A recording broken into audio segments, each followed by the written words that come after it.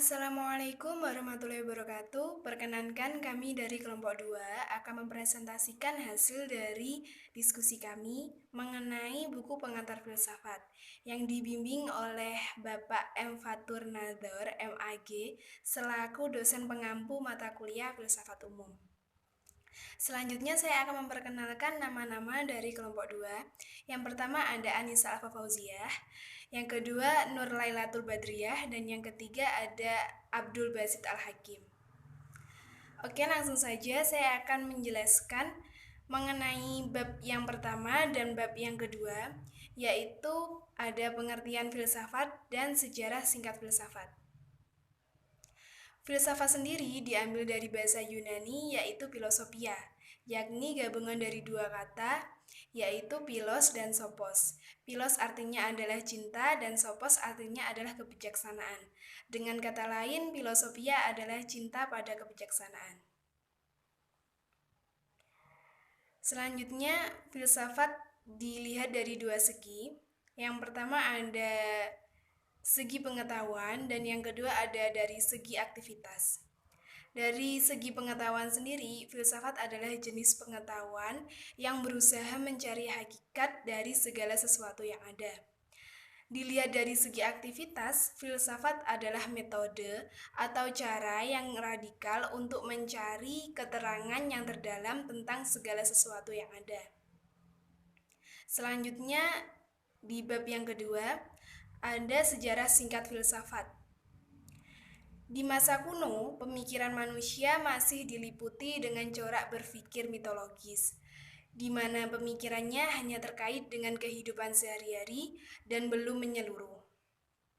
Lalu, di masa modernnya, manusia mulai berpikir lebih rasional dengan disertai argumentasi-argumentasi yang logis.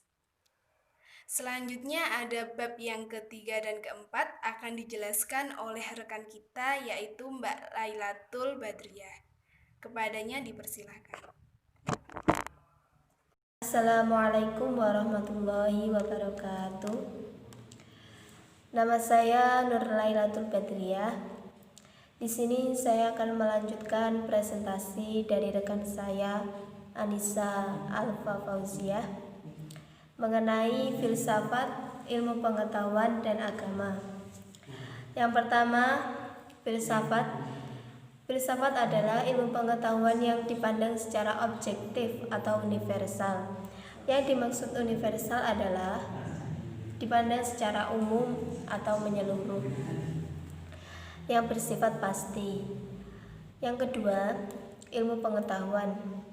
Ilmu pengetahuan adalah ilmu pengetahuan yang dipandang secara subjektif, yaitu berdasarkan pengalaman, penelitian, dan pengamatan, yang bersifat nisbi.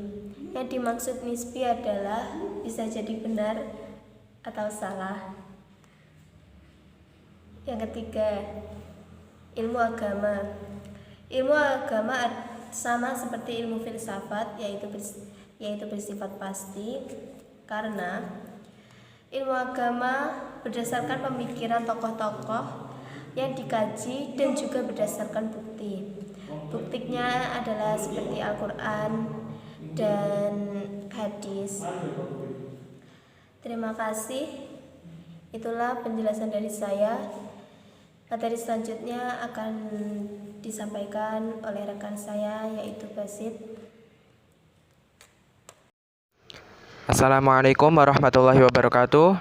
Saya Abdul Basit Al-Hakim. Di sini saya akan melanjutkan presentasi dari teman saya, yaitu kelanjutannya aliran filsafat, kedudukan, fungsi, dan juga tujuan dari filsafat. Aliran-aliran filsafat. Profesor Takdir Arsyahbana, metafisika dibagi menjadi dua golongan besar. Yang pertama, filsafat membahas mengenai kuantitas atau jumlah. Yang kedua, filsafat membahas mengenai kualitas atau sifat. Filsafat yang membahas mengenai kuantitas terdiri dari monisme, yaitu menyatakan bahwa unsur pokok segala yang ada ini adalah satu atau esa. Yang kedua yaitu dualisme, menyatakan bahwa segala yang ada ini terdiri dari dua, yaitu roh dan juga benda. Yang ketiga yaitu pluralisme, menyatakan bahwa unsur pokok hakikat adalah banyak. Kemudian saya akan menjelaskan tentang aliran-aliran epistemologi. Epistemologi yaitu ilmu pengetahuan yang membahas tentang bagaimana cara mendapatkan sebuah pengetahuan dari objek yang dipikirkan.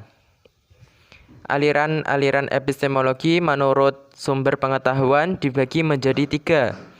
Yang pertama yaitu rasionalisme. Aliran filsafat ilmu yang berpandangan bahwa otoritas rasio atau akal adalah sumber dari segala ilmu pengetahuan. Yang kedua yaitu empirisme. Suatu metode dalam filsafat yang mendasarkan cara memperoleh pengetahuan melalui sebuah eksperimen atau pengalaman. Yang ketiga yaitu kritisisme. Menyatakan aliran ini berpendapat bahwa pengetahuan manusia berasal dari luar maupun dari dalam jiwa atau rasio. Berasal dari rasio manusia itu sendiri. Kemudian saya akan menjelaskan tentang kedudukan, fungsi dan juga tujuan dari filsafat. Kedudukan filsafat yaitu memberikan pengertian, kesadaran kepada manusia akan arti pengetahuan tentang kenyataan yang diberikan oleh filsafat.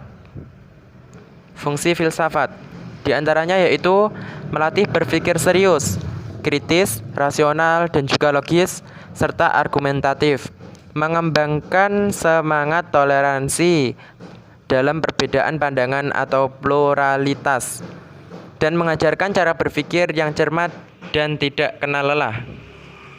Berikutnya tujuan dari filsafat. Di antaranya menjadikan manusia berpengetahuan dan terdidik, menjadi insan yang bijaksana dalam kehidupan, mampu berpikir kritis dan juga mandiri, berwawasan luas dan terhindar dari egosentrisme. Yang terakhir yaitu agar para ilmuwan terdorong memahami dan mengembangkan ilmu pengetahuan.